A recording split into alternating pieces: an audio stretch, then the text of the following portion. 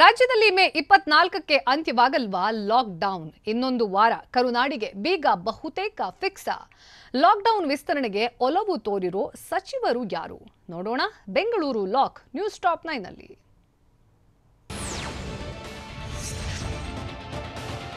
ರಾಜ್ಯದಲ್ಲಿ ಮೇ 24ಕ್ಕೆ ಕಠಿಣ ಲಾಕ್ಡೌನ್ ಮುಗಿಯೋದು ಬಹುತೇಕ ಅನುಮಾನವಾಗಿದೆ. ಮೇ ತಿಂಗಳಾಂತ್ಯದವರೆಗೂ ಗೃಹ ಬಂಧನ ಫಿಕ್ಸ್ ಆಗಲಿದ್ದು, ಬೆಂಗಳೂರು ಸೇರಿ ಇಡೀ ರಾಜ್ಯದಲ್ಲಿ ಲಾಕ್ಡೌನ್ ವಿಸ್ತರಣೆ ಮಾಡುವ ಸಾಧ್ಯತೆಗಳಿವೆ. ಮೇ 31ರವರೆಗೂ ರಾಜ್ಯದಲ್ಲಿ ಲಾಕ್ಡೌನ್ ವಿಸ್ತರಣೆ ಮಾಡಲಿದ್ದಾರೆ ಅಂತ ಹೇಳಲಾಗ್ತಾ ಇದ್ದು, ಲಾಕ್ಡೌನ್ ವಿಸ್ತರಣೆ ಸುಳಿವು ಸಿಕ್ಕಿದೆ.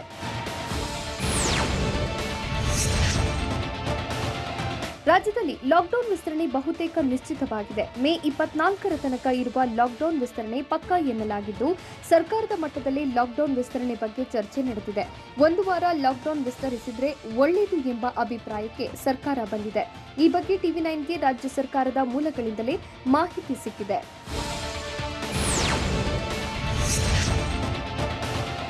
ಲಾಕ್ಡೌನ್ ವಿಸ್ತರಣೆಗೆ ಸಚಿವರಿಂದಲೂ ಕೂಡ ಒಲವು ವ್ಯಕ್ತವಾಗಿದೆ. ಹೀಗಾಗಿ ವಾರಾಂತ್ಯದಲ್ಲಿ ಲಾಕ್ ವಿಸ್ತರಣೆ ಬಗ್ಗೆ ಅಧಿಕೃತವಾಗಿ ಮುಖ್ಯಮಂತ್ರಿ BS ಯಡಿಯೂರಪ್ಪ ಮಾಹಿತಿ ನೀಡುವ ಸಾಧ್ಯತೆ ಇದೆ. ಅಲ್ಲದೆ ಲಾಕ್ಡೌನ್ ವಿಸ್ತರಿಸಿದರೆ ಆರ್ಥಿಕ ಪ್ಯಾಕೇಜ್ ಬಗ್ಗೆಯೂ ಚಿಂತನೆ ನಡೆಸಿದ್ದಾರೆ. ಈ ವಾರಾಂತ್ಯದಲ್ಲಿ ಸಂಪುಟ ಸಭೆ ಕರೆಯಲಿರುವ ಯಡಿಯೂರಪ್ಪ ಲಾಕ್ಡೌನ್ ವಿಸ್ತರಣೆ ಬಗ್ಗೆ ಒಮ್ಮತದ ನಿರ್ಧಾರ ತೆಗೆದುಕೊಳ್ಳುವ ಸಾಧ್ಯತೆ ಇದೆ.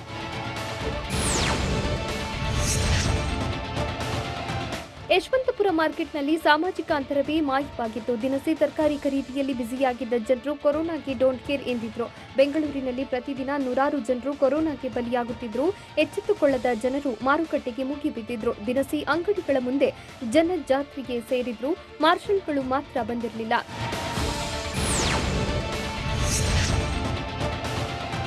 ಶಿವಾಜಿನಗರದಲ್ಲಿ ಕೊರೋನಾ ಟೆನ್ಷನ್ಗಿಂತ ಶಾಪಿಂಗ್ನಲ್ಲಿ ಜನರು ಬ್ಯುಸಿಯಾಗಿದ್ರು. ಬೆಳಗ್ಗೆಯಿಂದಲೇ ವ್ಯಾಪಾರದಲ್ಲಿ ತೊಡಗಿದ್ದ ವ್ಯಾಪಾರಿಗಳು, ಗ್ರಾಹಕರು ಕೊರೋನಾ ನಿಯಮಗಳನ್ನು ಉಲ್ಲಂಘಿಸಿದ್ರು. ಮಾಸ್ಕ್ ಧರಿಸದೆ ದೈಹಿಕ ಅಂತರಕ್ಕೆ ಡೋಂಟ್ ಕೇರ್ ಎಂದ ಜನರು ಬೆಳಗ್ಗೆಗೆ ಕ್ಯೂನಲ್ಲಿ ನಿಂತು ಮಾಂಸ ಖರೀದಿ ಮಾಡಿದ್ರು.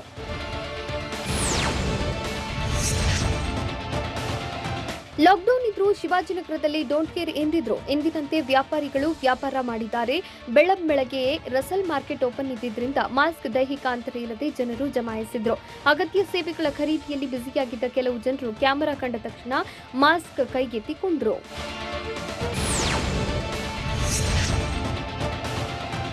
ಬೆಂಗಳೂರಲ್ಲಿ ಮಾಂಸ ಖರೀದಿಸಲು ಜನರು ಮುಗಿಬಿದ್ದಿದ್ರೆ, ಬೆಂಗಳೂರು ಗ್ರಾಮಾಂತರ ಜಿಲ್ಲೆಯ ದೇವನಹಳ್ಳಿ ಪಟ್ಟಣದಲ್ಲಿ ಮಾಂಸದ ಅಂಗಡಿಗಳು ಖಾಲಿಯಾಗಿತ್ತು.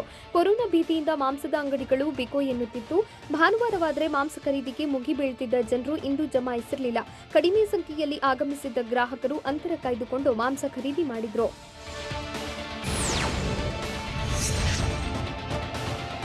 ರಾಜ್ಯ ಸಂಪೂರ್ಣ ಲಾಕ್ ಆಗಿ ಒಂದು ವಾರ ಕಳೆದರೂ ಜನರ ಮಹಾ ವಲಸೆ ಮಾತ್ರ ನಿಲ್ತಾ ಇಲ್ಲ. ಮೆಜೆಸ್ಟಿಕ್ನ ಕ್ರಾಂತಿವೀರ ರೈಲ್ವೆ ನಿಲ್ದಾಣದಿಂದ ಸಾವಿರಾರು ಜನರು ಊರುಗಳಿಗೆ ತೆರಳುತ್ತಿದ್ದಾರೆ. ಗಂಟು ಮುಟ್ಟೆ ಸಮೇತ ಜನರು ಬೆಂಗಳೂರು ಬಿಡುತ್ತಿದ್ದು, ಕೋವಿಡ್ ನಿಯಮಗಳನ್ನು ಗಾಳಿಗೆ ತೂರಿ ಗುಂಪು ಗುಂಪಾಗಿ ಪ್ರಯಾಣ ಮಾಡುತ್ತಿದ್ದಾರೆ. ಬೆಂಗಳೂರು ಬಿಟ್ಟು ಊರಿಗೆ ಸೇರಿಕೊಂಡ್ರೆ ಸಾಕು ಎಂದು ತೆರಳುತ್ತಾ ಇದ್ದು, ಕ್ರಾಂತಿವೀರ ಸಂಗೊಳ್ಳಿ ರಾಯಣ್ಣ ರೈಲ್ವೆ ನಿಲ್ದಾಣ ಕೊರೋನಾ ಹಾಟ್ಸ್ಪಾಟ್ ಆಗುವ ಆತಂಕ ಕಾಡ್ತಾ ಇದೆ.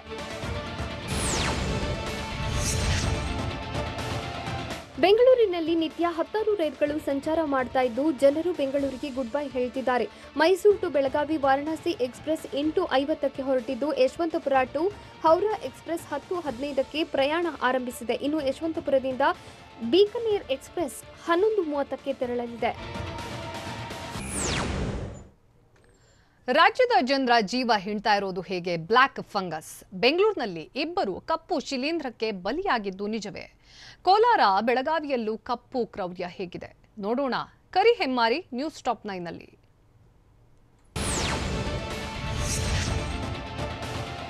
ಕೊರೋನಾ ಚಕ್ರವ್ಯೂಹದಲ್ಲಿ ಸಿಲುಕಿದ್ದಾಗಲೇ ರಾಜ್ಯಕ್ಕೆ ಮತ್ತೊಂದು ಆಘಾತ ಎದುರಾಗಿದೆ. ಸೋಂಕಿನ ಕೇಕೆ ಮಧ್ಯೆ ಕರಿ ಹೆಮ್ಮಾರಿ ಕರುನಾಡಿಗರ ಉಸಿರು ನಿಲ್ಲಿಸುತ್ತಿದೆ. ಬೆಂಗಳೂರು ಸೇರಿ ಜಿಲ್ಲೆಗಳಲ್ಲೂ ಕರಿ ಹೆಮ್ಮಾರಿ ಅಬ್ಬರಿಸಿದ್ದು ಭಾರೀ ಆತಂಕ ಸೃಷ್ಟಿಸಿದೆ. ಹೆಮ್ಮಾರಿ ಕೊರೋನಾ ದಾಳಿಯ ನಡುವೆ ಬ್ಲ್ಯಾಕ್ ಫಂಗಸ್ ಮಹಾಘಾತ ನೀಡುತ್ತಿದ್ದು, ಸೋಂಕಿನಿಂದ ಬಚಾವಾದರೂ ಬ್ಲ್ಯಾಕ್ ಫಂಗಸ್ ಉಸಿರು ನಿಲ್ಲಿಸುತ್ತಿದೆ.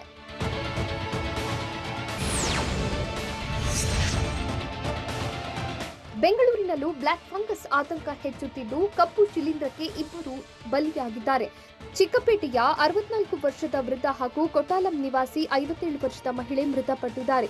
ಇಬ್ಬರು ಡಯಾಗ್ನೋಸಿಸ್ ಚಿಕಿತ್ಸೆಯನ್ನ ಪಡೆಯುತ್ತಿದ್ದವರು ಬ್ಲ್ಯಾಕ್ ಫಂಗಸ್ನಿಂದ ಕೊನೆಯುಸಿರೆಳೆದಿದ್ದಾರೆ. ಒಬ್ಬರು ಬಾತ್ರೂಮ್ನಲ್ಲಿ ಬಿದ್ದಿದ್ದು ಕೋವಿಡ್ ಪಾಸಿಟಿವ್ ಆಗಿತ್ತು.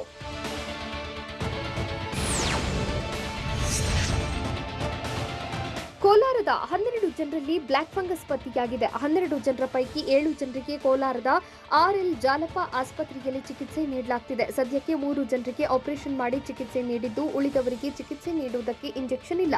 ಆಂಪೋರಿಯೋಸಿಸ್ ಬಿ ಇಂಜೆಕ್ಷನ್ ಇಲ್ಲದೆ ಸಮಸ್ಯೆಯಾಗಿದೆ.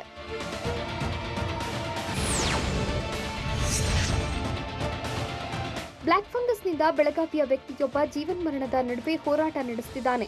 ಕೊರೋನಾದಿಂದ ಗುಣಮುಖರಾಗಿದ್ದ ರಾಯಭಾಗ ತಾಲೂಕಿನ ಕೇಮಲಾಪುರ ಆನಂದ್ ಕುಲಾಲಿ ಎಂಬಾತನು ಕೊರೋನಾದಿಂದ ಗುಣಮುಖರಾದ ಬಳಿಕ ಬ್ಲಾಕ್ ಫಂಗಸ್ ಪತ್ತೆಯಾಗಿದೆ. ಸದ್ಯ ಮಹಾರಾಷ್ಟ್ರದ ಮೀರಜ್ ಖಾಸಗಿ ಆಸ್ಪತ್ರೆಗೆ ಆನಂದ್ ದಾಖಲಾಗಿದ್ದು ಸರ್ಜರಿ ಮಾಡಬೇಕೆಂದು ವೈದ್ಯರು ತಿಳಿಸಿದ್ದಾರೆ. ಆದರೆ ಸರ್ಜರಿಗೆ ಹಣವಿಲ್ಲದೆ ಇರೋದ್ರಿಂದ ನೆರವು ನೀಡುವಂತೆ ರಾಜ್ಯ ಸರ್ಕಾರಕ್ಕೆ ಮನವಿ ಮಾಡಿದ್ದಾರೆ.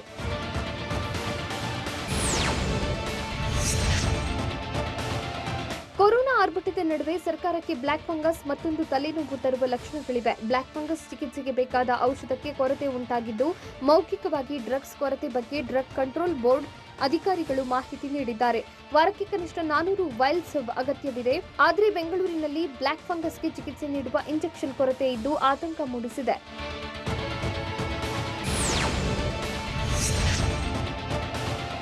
ಮೈಸೂರಿನಲ್ಲಿಯೂ ಬ್ಲಾಕ್ ಫಂಗಸ್ ರೋಗಿಗಳು ಪತ್ತೆಯಾಗಿದ್ದು, ಮೈಸೂರಿನಲ್ಲಿಯೂ ಫಂಗಸ್ ಚಿಕಿತ್ಸೆಗೆ ಬಳಸುವ ಔಷಧ ಲಭ್ಯವಿಲ್ಲ.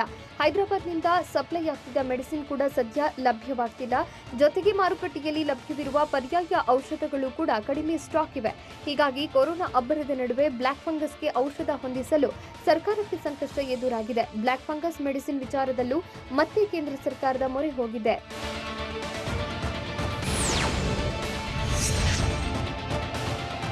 ರಾಜ್ಯದಲ್ಲಿ ಬ್ಲಾಕ್ ಫಂಗಸ್ ತೀವ್ರ ಆತಂಕ ಮೂಡಿಸಿದ್ದು, ಬ್ಲಾಕ್ ಫಂಗಸ್ ಕಾಣಿಸಿಕೊಂಡ್ರೆ ಮೊದಲು ಚಿಕಿತ್ಸೆ ಪಡೆಯಿರಿ ಅಂತ ಬೆಂಗಳೂರಿನಲ್ಲಿ ಆರೋಗ್ಯ ಸಚಿವ ಸುಧಾಕರ್ ಹೇಳಿದ್ದಾರೆ. ಯಾವುದೇ ಕಾರಣಕ್ಕೂ ಜನ ಆತಂಕಕ್ಕೆ ಒಳಗಾಗುವುದು ಬೇಡ. ಆದರೆ ಸರಿಯಾಗಿ ಚಿಕಿತ್ಸೆ ಸಿಗದಿದ್ರೆ ಸಾವುಗಳು ಕೂಡ ಆಗುತ್ತೆ. ಫಂಗಸ್ ಇನ್ಫೆಕ್ಷನ್ ಇಂದ ದೃಷ್ಟಿ ಕಳೆದುಕೊಳ್ಳಬೇಕಾಗುತ್ತೆ ಅಂತ ಸಚಿವರು ಎಚ್ಚರಿಸಿದ್ದಾರೆ.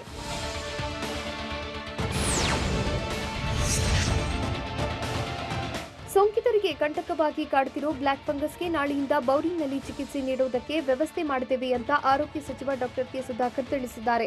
ಬೌರಿಂಗ್ ಆಸ್ಪತ್ರೆಯಲ್ಲಿ ಪ್ರಾಯೋಗಿಕವಾಗಿ ಆರಂಭಿಸಿ ಬಳಿಕ ರಾಜ್ಯದ ಎಲ್ಲಾ ಮೆಡಿಕಲ್ ಕಾಲೇಜುಗಳಲ್ಲಿ ಚಿಕಿತ್ಸೆ ನೀಡುತ್ತೇವೆ. ಬ್ಲಾಕ್ ಫಂಗಸ್ಗೆ 7 ವಾರಗಳ ಕಾಲ ಚಿಕಿತ್ಸೆ ನೀಡಬೇಕಾಗಿದ್ದು, ಓರ್ವ ವ್ಯಕ್ತಿ ಚಿಕಿತ್ಸೆಗಾಗಿ 2 ಲಕ್ಷದವರೆಗೆ ಖರ್ಚಾಗುತ್ತೆ ಎಂದು ಸುಧಾಕರ್ ತಿಳಿಸಿದರು.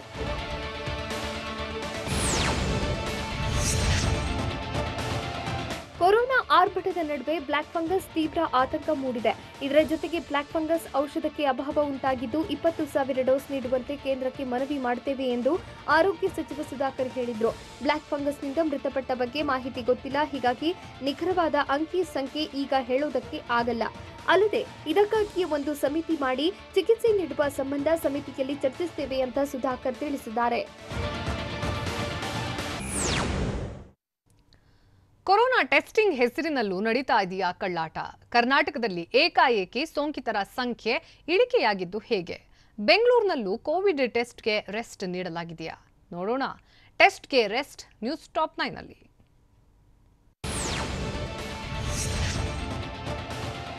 ಕೊರೋನಾ ಅಬ್ಬರಿಸಿ ಬೊಬ್ಬಿರಿಯುತ್ತಿರುವ ಕರ್ನಾಟಕದಲ್ಲಿ ಏಕಾಏಕಿ ಸೋಂಕಿತರ ಸಂಖ್ಯೆ ಇಳಿಕೆಯಾಗಿದ್ದು, ಲಾಕ್ಡೌನ್ ಮಾಡಿದ ಬಳಿಕ ಹೆಮ್ಮಾರಿ ಅಟ್ಟಹಾಸ ನಿಂತೇ ಹೋಗಿದ್ಯಾ ಅನ್ನೋ ಅನುಮಾನ ಮೂಡಿದೆ. ಕೊರೋನಾ ರಾಜಧಾನಿಯಾಗಿದ್ದ ಬೆಂಗಳೂರಲ್ಲೂ ಸೋಂಕಿನ ಅಟ್ಟಹಾಸ ಕಡಿಮೆಯಾಗಿದ್ದು, ಕೊರೋನಾ ಸೋಂಕು ಅಬ್ಬರಿಸುತ್ತಿದ್ದು ಟೆಸ್ಟಿಂಗ್ ಕಡಿಮೆ ಮಾಡಿದ್ದೇಕೆ ಅನ್ನೋ ಪ್ರಶ್ನೆ ಉದ್ಭವಿಸಿದೆ.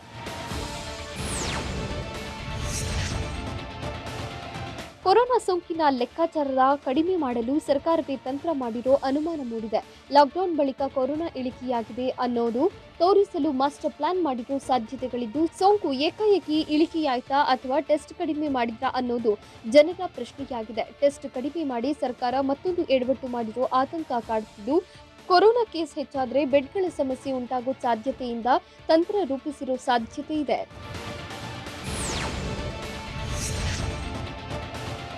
ಬೆಂಗಳೂರು ನಗರದಲ್ಲಿ ಕೊರೋನಾ ಟೆಸ್ಟ್ ಸಂಖ್ಯೆ ಏಕಾಏಕಿ ಇಳಿಕೆ ಮಾಡಿದ್ದರ ಹಿಂದೆ ತಂತ್ರವಿದೆ. ಟೆಸ್ಟ್ ಹೆಚ್ಚು ಮಾಡಿದರೆ ಹೆಚ್ಚು ಕೇಸ್ ಪತ್ತೆಯಾಗುವ ಸಾಧ್ಯತೆ ಇದ್ದು, ಹೆಚ್ಚು ಕೇಸ್ಗಳು ಪತ್ತೆಯಾದರೆ ಬೆಡ್ಗಳನ್ನು ಒದಗಿಸಬೇಕು. ಅಷ್ಟೇ ಅಲ್ಲ, ಆಕ್ಸಿಜನ್ ಬೆಡ್, ಐಸಿಯು ಬೆಡ್ಗಳನ್ನು ಹೆಚ್ಚಿಸಬೇಕು. ಹೀಗಾಗಿ ಟೆಸ್ಟ್ ಕಡಿಮೆ ಮಾಡಿದರೆ ಸೋಂಕಿತರು ಕಡಿಮೆಯಾಗಲಿದ್ದು, ಆಗ ಬೆಡ್ ಸಮಸ್ಯೆ ಎದುರಾಗಲ್ಲ ಅನ್ನೋದು ಸರ್ಕಾರದ ಲೆಕ್ಕಾಚಾರವಾಗಿದೆ.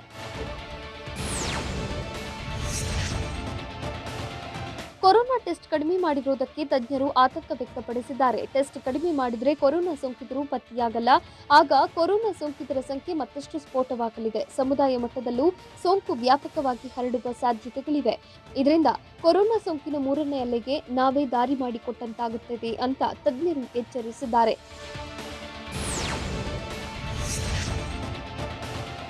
ಡೆಡ್ಲಿ ಸೋಂಕಿನ ಸಂಖ್ಯೆಯನ್ನು ಇಳಿಸಲು ಸರ್ಕಾರ ಹಿಂಬಾಗಿಲು ಹಿಡಿದಿರೋ ಅನುಮಾನ ವ್ಯಕ್ತವಾಗಿದೆ. ಕ್ರೂರಿ ಆರ್ಭಟಕ್ಕೆ ಬ್ರೇಕ್ ಹಾಕೋದು ಬಿಟ್ಟು ಟೆಸ್ಟ್ ಪ್ರಮಾಣ ಇಳಿಸಿದ್ದು 3ನೇ ಅಲೆ ಅಪ್ಪಳಿಸುವ ಎಚ್ಚರಿಕೆ ನೀಡಿದ್ರು ಸರ್ಕಾರ ಕಳ್ಳಾಟ ಆಡ್ತಿದೆ. ಡ್ಯಾಮೇಜ್ ಕಂಟ್ರೋಲ್ಗೆ ಜನರ ಜೀವದ ಜೊತೆ ಚೆಲ್ಲಾಟವಾಡುತ್ತಿದ್ದು ಸರ್ಕಾರದ ನಿರ್ಧಾರದಿಂದ 3ನೇ ಅಲೆ ಅಪ್ಪಳಿಸುವುದು ಪಕ್ಕಾ ಆದಂತಿದೆ.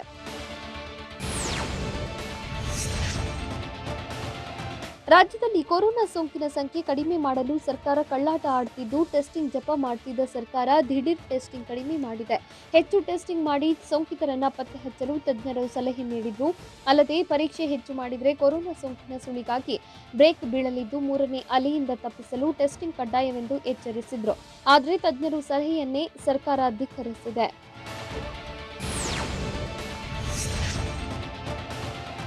ತಜ್ಞರ ಎಚ್ಚರಿಕೆಯನ್ನ ಡೋಂಟ್ ಕೇರ್ ಎನ್ನುತ್ತಿರುವ ಸರ್ಕಾರ ರಾಜ್ಯದ ಜನರ ಜೀವದ ಜೊತೆ ಚೆಲ್ಲಾಟವಾಡುತ್ತಿದೆ. ಟೆಸ್ಟ್ ಕಡಿಮೆ ಮಾಡಿದ್ರೆ ಡ್ಯಾಮೇಜ್ ಕಂಟ್ರೋಲ್ ಮಾಡಬಹುದು ಅನ್ನೋ ಲೆಕ್ಕಾಚಾರದಲ್ಲಿ ಸರ್ಕಾರವಿದ್ದು ಇದೇ ಕಾರಣಕ್ಕೆ ಕೊರೋನಾ ಟೆಸ್ಟಿಂಗ್ ಕಡಿಮೆ ಮಾಡಿ ಸರ್ಕಾರ ಕಳ್ಳಾಟ ಆಡ್ತಿರೋ ಅನುಮಾನ ಮೂಡಿದೆ. ಸಾಲು ಸಾಲು ಜೀವಗಳು ಉಸಿರು ನಿಲ್ಲಿಸಿದ್ರೂ ಸರ್ಕಾರ ನಿರ್ಲಕ್ಷ್ಯ ತೋರ್ತಾ ಇದೆ.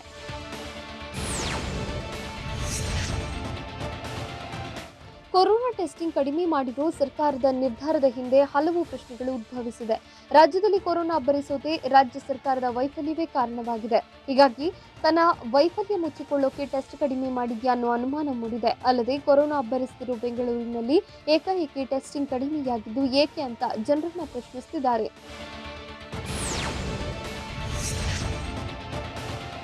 ಬೆಂಗಳೂರು ಸೇರಿದಂತೆ ರಾಜ್ಯದಾದ್ಯಂತ ಸದ್ಯ ಕೊರೋನಾ ಸೋಂಕಿತರಿಗೆ ಬೆಡ್ಗಳ ಸಮಸ್ಯೆ ಇದೆ. ಆದರೆ ಹೆಚ್ಚು ಟೆಸ್ಟಿಂಗ್ ಮಾಡಿದರೆ ಹೆಚ್ಚಿನ ಸಂಖ್ಯೆಯಲ್ಲಿ ಸೋಂಕಿತರು ಪತ್ತೆಯಾಗಲಿದ್ದು ಪತ್ತೆಯಾದ ಸೋಂಕಿತರಿಗೆ ಬೆಡ್ ವ್ಯವಸ್ಥೆ ಮಾಡಬೇಕಾಗುತ್ತೆ. ಹೀಗಾಗಿ ಕಡಿಮೆ ಟೆಸ್ಟ್ ಮಾಡಿದರೆ ಕಡಿಮೆ ಸೋಂಕಿತರು ಪತ್ತೆಯಾಗಲಿದ್ದು ಬೆಡ್ಗಳ ಸಮಸ್ಯೆ ಇರಲ್ಲ. ಇದೇ ಲೆಕ್ಕಾಚಾರದಲ್ಲಿ ಪರೀಕ್ಷೆ ಪ್ರಮಾಣ ತಗ್ಗಿಸಿರೋ ಅನುಮಾನವಿದೆ. ಆದರೆ ಸರ್ಕಾರದ ಲೆಕ್ಕಾಚಾರದಿಂದ ಕೊರೋನಾ ಮತ್ತಷ್ಟು ಜನರಿಗೆ ಹಬ್ಬುವ ಆತಂಕ ಇದೆ. ಸೋಂಕಿನಿಂದ ಬಳಲ್ತಾ ಇರೋರಿಗೆ ನರಳಾಟ ತಪ್ತಾ ಇಲ್ಲ ಯಾಕೆ? ರಾಜ್ಯದಲ್ಲಿ ಐಸಿಯು ಬೆಡ್ಗಳಿಗೂ ಬರ ಬಂದಿದೆಯಾ? ಬೆಂಗಳೂರಿನಲ್ಲಿ ಸೋಂಕಿತರ ಸಂಖ್ಯೆಗೆ ತಕ್ಕಂತೆ ಐಸಿಯು ಬೆಡ್ಗಳು ಇವೆಯಾ? ನೋಡೋಣ ಐಸಿಯು ಎಮರ್ಜೆನ್ಸಿ ನ್ಯೂಸ್ ಟಾಪ್ 9ನಲ್ಲಿ.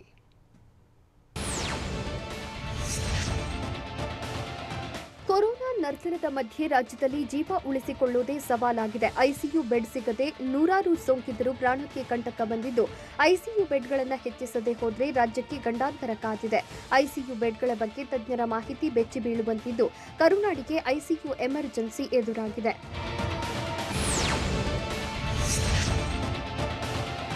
ಸೋಂಕಿನಿಂದ ನಲುಗಿರೋ ಕರುನಾಡಿನಲ್ಲಿ ಜೀವ ಉಳಿಸಿಕೊಳ್ಳಲು ಹರಸಾಹಸ ಪಡುವಂತಾಗಿದೆ. ಒಂದ್ ಕಡೆ ಕೊರೋನಾ ಸೋಂಕು ಅಬ್ಬರಿಸುತ್ತಿದ್ರೆ ಮತ್ತೊಂದು ಕಡೆ ಆಕ್ಸಿಜನ್ ಹಾಹಾಕಾರ ಉಂಟಾಗಿದೆ.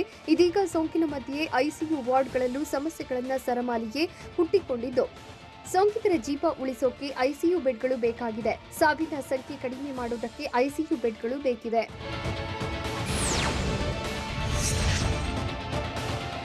ಬೆಂಗಳೂರಲ್ಲಿ ಐಸಿಯು ಬೆಡ್ಗೆ ಮತ್ತಷ್ಟು ಹಾಹಾಕಾರ ಎದುರಾಗುವ ಆತಂಕ ಕಾಡ್ತಾ ಇದೆ. ಕೊರೋನಾ ಸೋಂಕಿತರಿಗೆ ಚಿಕಿತ್ಸೆ ನೀಡಲು ಐಸಿಯು ಬೆಡ್ಗಳು ಬೇಕಾಗಿದ್ದು ಆಸ್ಪತ್ರೆಗಳಲ್ಲಿ ಈಗಾಗಲೇ ಐಸಿಯು ಬೆಡ್ಗಳು ಕಂಪ್ಲೀಟ್ ಆಗಿವೆ. ಹೀಗಾಗಿ ಪ್ರತಿನಿತ್ಯ ಐಸಿಯು ಬೆಡ್ ಸಿಗದೆ ಕೊರೋನಾ ಸೋಂಕಿತರು ಪರದಾಡ್ತಿದ್ದಾರೆ.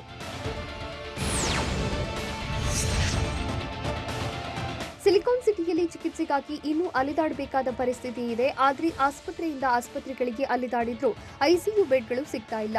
ಐಸಿಯು ಬೆಡ್ ಸಿಗದೆ ನೂರಾರು ಸೋಂಕಿತರು ರಸ್ತೆಯಲ್ಲೇ ಪ್ರಾಣ ಬಿಡುತ್ತಿದ್ದಾರೆ. ಸರಿಯಾದ ಸಮಯಕ್ಕೆ ಆಸ್ಪತ್ರೆಗಳಿಗೆ ಬಂದರೂ ಐಸಿಯು ಬೆಡ್ ಸಿಗದೆ ಸಂಕಷ್ಟಕ್ಕೆ ಸಿಲುಕಿದ್ದು ಕೊರೋನಾ ಸೋಂಕಿತರಿಗೆ ಅಮೂಲ್ಯವಾಗಿರೋ ಐಸಿಯು ಬೆಡ್ಗಳಿಗೆ ಬರ ಎದುರಾಗಿದೆ.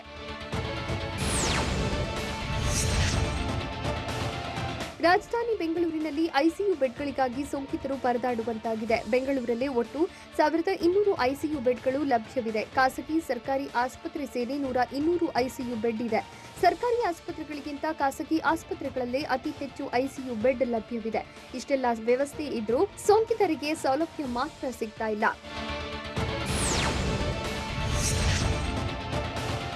ಬೆಂಗಳೂರಿನಲ್ಲಿ 1200 ಐಸಿಯು ಬೆಡ್ಗಳಿದ್ರೂ ಸದ್ಯ ಒಂದೇ ಒಂದು ಐಸಿಯು ಬೆಡ್ಗಳು ಖಾಲಿ ಇಲ್ಲ. ಖಾಸಗಿ ಆಸ್ಪತ್ರೆ ಮತ್ತು ಸರ್ಕಾರಿ ಆಸ್ಪತ್ರೆ ಎರಡರಲ್ಲೂ ಬೆಡ್ಗಳು ಭರ್ತಿಯಾಗಿವೆ. ಕೆಲವು ಕಡೆ ಬೆರಳೆಣಿಕೆಯಷ್ಟು ಐಸಿಯು ಬೆಡ್ ಖಾಲಿ ಇದ್ದು ತಕ್ಷಣಕ್ಕೆ ಬ್ಲಾಕ್ ಆಗುತ್ತಿವೆ. ಹೀಗಾಗಿ ಕೊರೋನಾ ಸೋಂಕಿತರಿಗೆ ಬೆಡ್ಗಳು ಸಿಗ್ತಿಲ್ಲ. ಐಸಿಯು ಬೆಡ್ ಬೇಕು ಅಂದ್ರೂ ಬೆಡ್ ಸಿಗೋ ಸಾಧ್ಯತೆ ಕಡಿಮೆಯಾಗಿದೆ.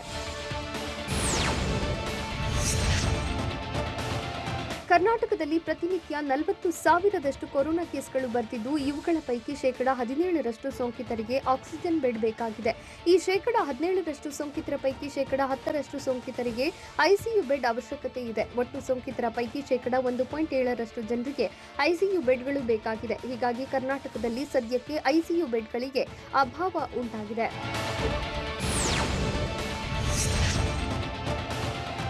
ಬೆಂಗಳೂರಿನಲ್ಲಿ ಪ್ರತಿನಿತ್ಯ ಸೋಂಕಿತರ ಸಂಖ್ಯೆ ಹೆಚ್ಚುತ್ತಿರುವುದರಿಂದ 140 ಜನರಿಗೆ ಬೆಡ್ ಬೇಕಾಗಿದೆ. ಹೀಗಾಗಿ ಅಂದಾಜು 2,000 ಐಸಿಯು ಬೆಡ್ಗಳ ಅವಶ್ಯಕತೆ ಇದೆ.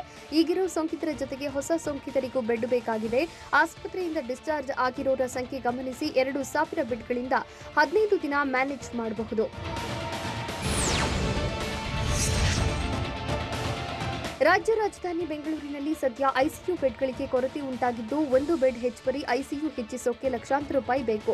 ಈಗಾಗಲೇ ಕೆಲ ಆಸ್ಪತ್ರೆಗಳಲ್ಲಿ ಐಸಿಯುಗೆ 15 ರಿಂದ 20 ಲಕ್ಷ ಖರ್ಚು ಮಾಡಿದ್ದು ಐಸಿಯು ಬೆಡ್ ಮಾಡುವುದಕ್ಕೆ ಸೆಂಟ್ರಲೈಸ್ಡ್ ಆಕ್ಸಿಜನ್ ಸಪ್ಲೈ ಮಾಡಬೇಕು. ಅಲ್ಲದೆ compressed air lines, suction lines, air conditioning, multi parameter ವೆಂಟಿಲೇಟರ್ಗಳು ಬೇಕು. ಹೀಗಾಗಿ ಹೆಚ್ಚು ಖರ್ಚಾಗಲಿದೆ. ತೌತ್ಗೆ ಅಬ್ಬರಕ್ಕೆ ರಾಜ್ಯದ ಕರಾವಳಿ ತತ್ತರಿಸಿದ್ದು ಹೇಗೆ? ಚಂಡಮಾರುತದಿಂದ ರಾಜ್ಯದಲ್ಲಿ ಈವರೆಗೆ ಎಷ್ಟು ಜನ ಮೃತಪಟ್ಟಿದ್ದಾರೆ? ಭಾರೀ ಮಳೆಯಿಂದ ಗ್ರಾಮಕ್ಕೆ ನೀರು ನುಗ್ಗಿದ್ದು ಎಲ್ಲಿ? ನೋಡೋಣ ತೌತ್ಗೆ ತುಫಾನ್ ನ್ಯೂಸ್ ಟಾಪ್ 9ನಲ್ಲಿ.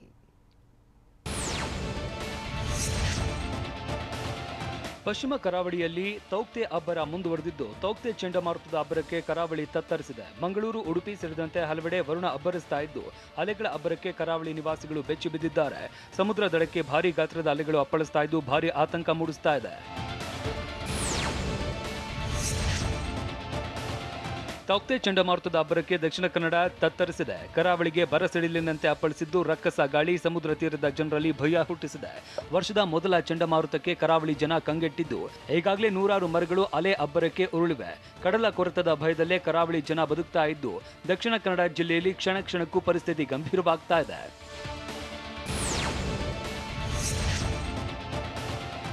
ಉಡುಪಿಯಲ್ಲಿ ತೌಕ್ತೆ ಚಂಡಮಾರುತದ ಅಬ್ಬರ ಜೋರಾಗಿದೆ. ಜಿಲ್ಲೆಯಲ್ಲಿ ಈವರೆಗೆ 40 ಮನೆಗಳಿಗೆ ಹಾನಿಯಾಗಿದೆ. ಅಲ್ಲದೆ ಈವರೆಗೆ 75 ಜನರನ್ನ ಸುರಕ್ಷಿತ ಸ್ಥಳಕ್ಕೆ ಸ್ಥಳಾಂತರ ಮಾಡಲಾಗಿದೆ. ಉಡುಪಿಯ ಬೈಂದೂರು, ಮರವಂತೆ ಭಾಗದಲ್ಲಿ ಹಲವರನ್ನ ಸ್ಥಳಾಂತರಿಸಲಾಗಿದೆ.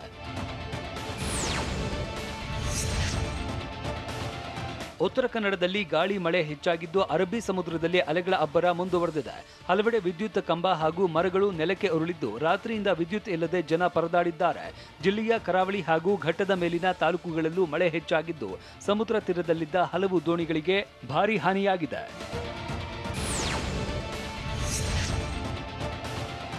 ತೌಕ್ತೆ ಚಂಡಮಾರುತದ ಅಬ್ಬರದಿಂದ ಉತ್ತರ ಕನ್ನಡ ಜಿಲ್ಲೆಯ ಕುಮಟಾ ತಾಲೂಕಿನ ಹಲವು ಭಾಗಗಳಿಗೆ ನೀರು ನುಗ್ಗಿದೆ. ತಾಲೂಕಿನ ಕಲಭಾಗ, ಗುಂದ, ಶಶಿಹಿತ್ತಲ್ಲ ಗ್ರಾಮದಲ್ಲಿ 30ಕ್ಕೂ ಹೆಚ್ಚು ಕುಟುಂಬಸ್ಥರನ್ನ ಸ್ಥಳಾಂತರ ಮಾಡಲಾಗಿದೆ. ಸ್ಥಳಕ್ಕೆ ತಹಶೀಲ್ದಾರ್ ಹಾಗೂ ಪೊಲೀಸರು ಭೇಟಿ ನೀಡಿದ್ದಾರೆ.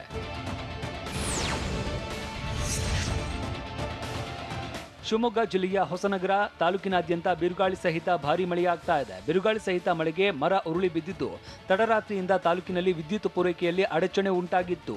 ಅಲ್ಲದೆ ರಾಷ್ಟ್ರೀಯ ಹೆದ್ದಾರಿ 766C ನಲ್ಲಿ ಸಂಚಾರಕ್ಕೆ ವ್ಯತ್ಯಯವಾಗಿದೆ. ಕಳೆದ 48 ಗಂಟೆಯಿಂದ ಧಾರಾಕಾರವಾಗಿ ಮಳೆ ಬೀಳ್ತಾ ಇದ್ದು ಜನಜೀವನ ಸಂಪೂರ್ಣ ಅಸ್ತವ್ಯಸ್ತವಾಗಿದೆ. ಅರಬ್ಬಿ ಸಮುದ್ರದ ಮಧ್ಯಭಾಗದಲ್ಲಿರುವ ಚಂಡಮಾರುತ ತೀವ್ರಗೊಳ್ಳುತ್ತಾ ಗುಜರಾತ್ ಕಡೆಗೆ ಚಲಿಸುವ ಮುನ್ಸೂಚನೆ ಇದೆ. ಹೀಗಾಗಿ ನಾಳೆ ಮತ್ತು ನಾಡಿದ್ದು ಕರಾವಳಿ ಜಿಲ್ಲೆಗಳಿಗೆ ಯೆಲ್ಲೋ ಅಲರ್ಟ್ ಘೋಷಣೆ ಮಾಡಲಾಗಿದೆ. ಇನ್ನು 3 ದಿನಗಳ ಕಾಲ ಚಂಡಮಾರುತದ ಎಫೆಕ್ಟ್ ರಾಜ್ಯಕ್ಕೆ ತೀವ್ರವಾಗಲಿದ್ದು ಭಾರೀ ಮಳೆಯಾಗುವ ಸಾಧ್ಯತೆ ಇದೆ ಅಂತ TV9ಗೆ ರಾಜ್ಯ ಹವಾಮಾನ ಇಲಾಖೆ ನಿರ್ದೇಶಕ CS ಪಾಟೀಲ್ ಮಾಹಿತಿ ನೀಡಿದ್ದಾರೆ. ತೌಕ್ತೆ ಚಂಡಮಾರುತದಿಂದ ಕೊಡಗು ಜಿಲ್ಲೆಯಲ್ಲಿ ಭಾರೀ ಮಳೆಯಾಗುವ ಸಾಧ್ಯತೆ ಇರೋದ್ರಿಂದಾಗಿ ಜಿಲ್ಲೆಗೆ NDRF ತಂಡ ಆಗಮಿಸಿದೆ. ಆಂಧ್ರದ ವಿಜಯವಾಡದಿಂದ ಇನ್ಸ್ಪೆಕ್ಟರ್ ಬಬ್ಲು ಬಿಸ್ವಾಸ್ ನೇತೃತ್ವದಲ್ಲಿ 20 ಯೋಧರ ಬೆಟಾಲಿಯನ್ ಆಗಮಿಸಿದ್ದು ರಕ್ಷಣಾ ಕಾರ್ಯಾಚರಣೆಗೆ ಸಲಕರಣೆಯೊಂದಿಗೆ ಸಜ್ಜಾಗಿದೆ. ಕೇರಳ ಕರಾವಳಿಯಲ್ಲಿ ಅನಾಹುತ ಸೃಷ್ಟಿಸಿರೋ ತೌತ್ಗೆ ಈಗ ಎತ್ತ ಸಾಗ್ತಾ ಇದೆ. ಚಂಡಮಾರುತದಿಂದ ಕೋವಿಡ್ ಕೇರ್ ಸೆಂಟರ್ಗಳಿಗೆ ಭೀತಿ ಎದುರಾಗಿದ್ದು ಯಾಕೆ? ಕೊರೋನಾ ನಿಯಂತ್ರಣಕ್ಕೆ ಕನಿಷ್ಠ ಎಷ್ಟು ಕೋಟಿ ಜನರಿಗೆ ಲಸಿಕೆ ನೀಡಬೇಕು ಅಂತ ಡಾಕ್ಟರ್ ದೇವಿ ಶೆಟ್ಟಿ ಹೇಳಿದ್ದಾರೆ. ನೋಡೋಣ ದೇಶ ವಿದೇಶ ನ್ಯೂಸ್ ಟಾಪ್ 9ನಲ್ಲಿ. ಪಶ್ಚಿಮ ಕರಾವಳಿಯಲ್ಲಿ ತೌಕ್ತೆ ಚಂಡಮಾರುತದ ಅಬ್ಬರ ಹೆಚ್ಚಾಗಿದೆ. ಕೇರಳ ಕರಾವಳಿಯಲ್ಲಿ ಅನಾಹುತ ಸೃಷ್ಟಿಸಿದ ಚಂಡಮಾರುತ ಗುಜರಾತ್ ಕರಾವಳಿಯತ್ತ ಮುನ್ನುಗ್ತಿದೆ. ಗುಜರಾತ್ ದಿಯು ಪ್ರದೇಶದಲ್ಲಿ ಮೀನುಗಾರರು ಸಮುದ್ರಕ್ಕೆ ಇಳಿಯದಂತೆ ಹವಾಮಾನ ಇಲಾಖೆ ಎಚ್ಚರಿಕೆ ನೀಡಿದೆ.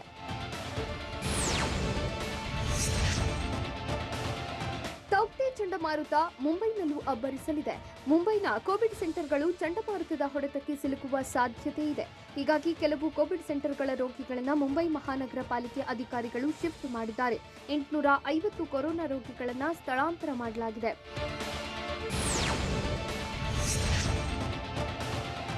ತೌಕ್ತೆ ಚಂಡಮಾರುತ ಅಬ್ಬರ ಪರಿಸ್ಥಿತಿ ಕುರಿತು ಪ್ರಧಾನಿ ಮೋದಿ ಉನ್ನತ ಮಟ್ಟದ ಸಭೆ ನಡೆಸಿದ್ದಾರೆ. ಕೇಂದ್ರ ರಕ್ಷಣಾ ಪಡೆ ಹಾಗೂ ಎನ್ಡಿಆರ್ಎಫ್ ಮುಖ್ಯಸ್ಥರು ಸಚಿವರು ಸಭೆಯಲ್ಲಿ ಭಾಗಿಯಾಗಿದ್ದರು. ಸೂಕ್ತ ಮುನ್ನೆಚ್ಚರಿಕೆ ಕ್ರಮಗಳನ್ನು ತೆಗೆದುಕೊಳ್ಳಬೇಕು ಎಂದು ಅಧಿಕಾರಿಗಳಿಗೆ ಪ್ರಧಾನಿ ಸೂಚನೆ ನೀಡಿದ್ದಾರೆ. ಅಲ್ಲದೆ ಕರೆಂಟ್, ಕುಡಿಯುವ ನೀರು, ರಸ್ತೆ ವ್ಯವಸ್ಥೆ ಹಾಳಾದರೆ ಕೂಡಲೇ ಸರಿಪಡಿಸುವಂತೆ ತಿಳಿಸಿದ್ದಾರೆ.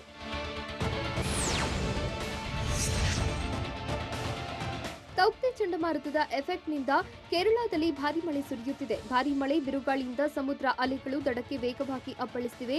ಹಲವಾರು ಮನೆಗಳಿಗೆ ಹಾನಿಯಾಗಿವೆ. ಕೇರಳದ ಹಲವೆಡೆ ವಿದ್ಯುತ್ ಸ್ಥಗಿತವಾಗಿದೆ. ಸಮುದ್ರದಲ್ಲಿ ದೊಡ್ಡ ಗಾತ್ರದ ಅಲೆಗಳು ಬರ್ತಿರೋದ್ರಿಂದ ಕರಾವಳಿ ತೀರದ ಜನರ ಜೀವನ ಅಸ್ತವ್ಯಸ್ತವಾಗಿದೆ.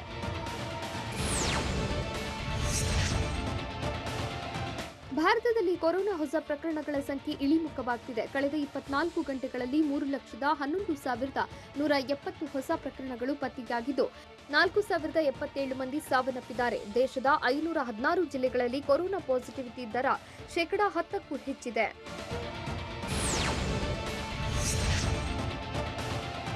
ಭಾರತದಲ್ಲಿ ಕೊರೋನಾ ನಿಯಂತ್ರಣಕ್ಕೆ ಕನಿಷ್ಠ 51 ಕೋಟಿ ಜನರಿಗೆ ಲಸಿಕೆ ಹಾಕಬೇಕು ಅಂತ ಸುಪ್ರೀಂ ಕೋರ್ಟ್ ನೇಮಿಸಿರುವ ಟಾಸ್ಕ್ ಫೋರ್ಸ್ ಸದಸ್ಯ ಡಾಕ್ಟರ್ ದೇವಿ ಶೆಟ್ಟಿ ಹೇಳಿದ್ದಾರೆ. ಅಲ್ಲದೆ 51 ಕೋಟಿ ಜನರಿಗೆ 2-3 ತಿಂಗಳಲ್ಲಿ ಲಸಿಕೆ ಹಾಕಲು ಸಾಧ್ಯವಿದೆ ಎಂದು ಡಾಕ್ಟರ್ ದೇವಿ ಶೆಟ್ಟಿ ತಿಳಿಸಿದ್ದಾರೆ.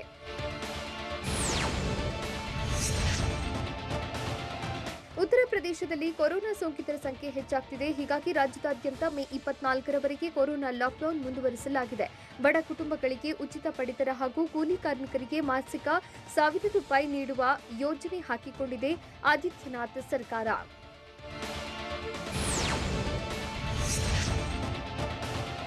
ಉತ್ತರಾಖಂಡ್ನಲ್ಲಿ ಮಕ್ಕಳಿಗೆ ಹೆಚ್ಚು ಕೊರೋನಾ ಸೋಂಕು ಕಾಣಿಸಿಕೊಳ್ಳುತ್ತಿದೆ. ಏಪ್ರಿಲ್ 16 ಮತ್ತು ಏಪ್ರಿಲ್ 30ರ ನಡುವೆ 9 ವರ್ಷ ವಯಸ್ಸಿನ ಒಳಗಿನ 1053 ಮಕ್ಕಳು ಕೊರೋನಾ ಪೀಡಿತರಾಗಿದ್ದಾರೆ. ಜೊತೆಗೆ ಮೇ 1 ಮತ್ತು ಮೇ 14ರ ನಡುವೆ 1618 ಮಕ್ಕಳಿಗೆ ಸೋಂಕು ಹರಡಿದೆ ಎಂದು ರಾಜ್ಯ ಆಯೋಗ ತಿಳಿಸಿದೆ. ಟೆಸ್ಟ್ ಕ್ರಿಕೆಟ್ನಿಂದ ದೂರ ಉಳಿತಾರ ವೇಗಿ ಭುವನೇಶ್ವರ್ ಕುಮಾರ್. ಐಪಿಎಲ್ ಜೊತೆ ಪಿಎಸ್ಎಲ್ ಹೋಲಿಕೆ ಬೇಡ ಅಂತ ಹೇಳಿದ ಪಾಕ್ ಕ್ರಿಕೆಟರ್ ಯಾರು?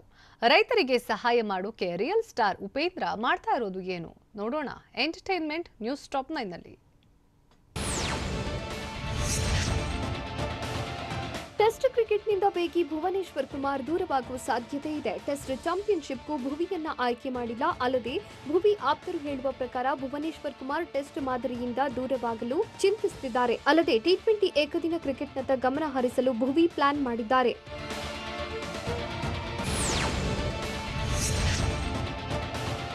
ಐಪಿಎಲ್ ಮತ್ತು ಪಾಕ್ ಪ್ರೀಮಿಯರ್ ನಡುವೆ ಹೋಲಿಕೆ ಮಾಡುವುದು ಬೇಡ. ಪಿಎಸ್ಎಲ್ ಲೀಗ್ಗಿಂತ ಐಪಿಎಲ್ ಎಷ್ಟೋ ಮೇಲಿದೆ ಎಂದು ಪಾಕ್ ಆಟಗಾರ ವಹಾಬ್ ರಿಯಾಜ್ ಹೇಳಿದ್ದಾರೆ. ಐಪಿಎಲ್ನಲ್ಲಿ ಟಾಪ್ ಆಟಗಾರರು ಭಾಗವಹಿಸುತ್ತಾರೆ.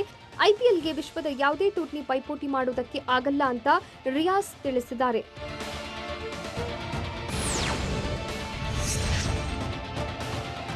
ಜೂನ್ 2ರಂದು ಇಂಗ್ಲೆಂಡ್ ಹಾಗೂ ನ್ಯೂಜಿಲೆಂಡ್ ನಡುವೆ ಟೆಸ್ಟ್ ಸರಣಿ ಆರಂಭವಾಗಲಿದೆ. ಆದರೆ ಐಪಿಎಲ್ನಲ್ಲಿ ಭಾಗವಹಿಸಿದ್ದ ಇಂಗ್ಲೆಂಡ್ ಆಟಗಾರರು ಟೆಸ್ಟ್ ಸರಣಿಗೆ ಲಭ್ಯರಾಗುವ ಸಾಧ್ಯತೆ ಹೆಚ್ಚಿದೆ. ಐಪಿಎಲ್ ಮುಗಿಸಿ ಬಂದಿರೋ ಆಟಗಾರರಿಗೆ ರೆಡ್ ಬಾಲ್ನಲ್ಲಿ ಅಭ್ಯಾಸ ಮಾಡಿಲ್ಲ.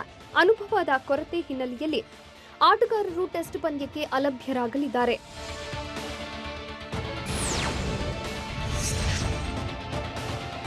ಇ ಪಾಸ್ ಇಲ್ಲದೆ ಗೋವಾಗೆ ತೆರಳುತ್ತಾ ಇದ್ದ ಡೆಲ್ಲಿ ಕ್ಯಾಪಿಟಲ್ಸ್ ಆಟಗಾರ ಪೃಥ್ವಿ ಶಾರನ್ನ ಅಂಬೋನಿ ಪೊಲೀಸರು ತಡೆದಿದ್ದಾರೆ. ಗೋವಾಗೆ ತೆರಳಬೇಕಿದ್ರೆ ಇ ಪಾಸ್ ಪಡೆದಿರಬೇಕು. ಆದರೆ ಪಾಸ್ ಪಡೆಯದೆ ಪೃಥ್ವಿ ಸ್ನೇಹಿತರ ಜೊತೆಗೆ ಗೋವಾಗೆ ತೆರಳಿದ್ರು. ಪೊಲೀಸರ ಸೂಚನೆಯಂತೆ ಪೃಥ್ವಿ ಮತ್ತೊಂದು ಪಾಸ್ಗೆ ಅರ್ಜಿ ಸಲ್ಲಿಸಿ ಗೋವಾಗೆ ತೆರಳಿದ್ರು.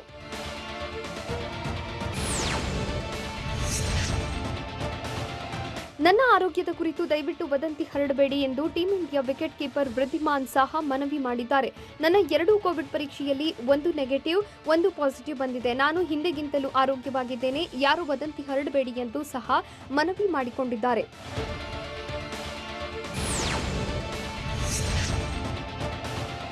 ಜನರಿಗೆ ಅನುಕೂಲ ಆಗೋ ರೀತಿ ಬೆಡ್ ಹಾಗೂ ಸೌಕರ್ಯ ಒದಗಿಸಿ ಅಂತ ಶಾಸಕರ ಜೊತೆ ಡಾಲಿ ಮಾತುಕತೆ ಮಾಡಿದ್ದಾರೆ. ಜನರಿಗೆ ಆಗ್ತಿರೋ ಸಮಸ್ಯೆಗಳಿಗೆ ಸೂಕ್ತ ಸೌಲಭ್ಯಗಳು ಹಾಗೂ ಚಿಕಿತ್ಸೆ ನೀಡೋ ಬಗ್ಗೆ ಕ್ರಮ ಕೈಗೊಳ್ಳಿ ಅಂತ ನಟ ಡಾಲಿ ಧನಂಜಯ್ ಮನವಿ ಮಾಡಿದ್ದಾರೆ ಎನ್ನಲಾಗಿದೆ.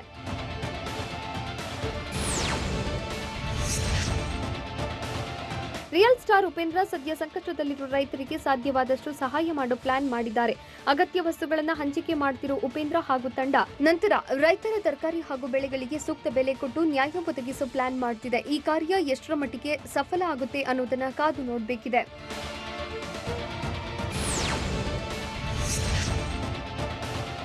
ನಟಿ ಹಾಗೂ ಬಿಗ್ ಬಾಸ್ ಸ್ಪರ್ಧಿ ಶುಭಾ ಪೂಂಜಾ ಸದ್ಯ ಹೊರಬಂದ ನಂತರ ಒಂದಿಷ್ಟು ಜನರಿಗೆ ಸಹಾಯ ಮಾಡೋ ಕೆಲಸ ಮಾಡ್ತಿದ್ದಾರೆ. ಶುಭಾ ತಮ್ಮ ಏರಿಯಾದಲ್ಲಿರೋ ಬಡವರಿಗೆ, ಕೂಲಿ ಕಾರ್ಮಿಕರಿಗೆ ದಿನಸಿ ಕಿಟ್ ವಿತರಣೆ ಮಾಡ್ತಿದ್ದಾರೆ.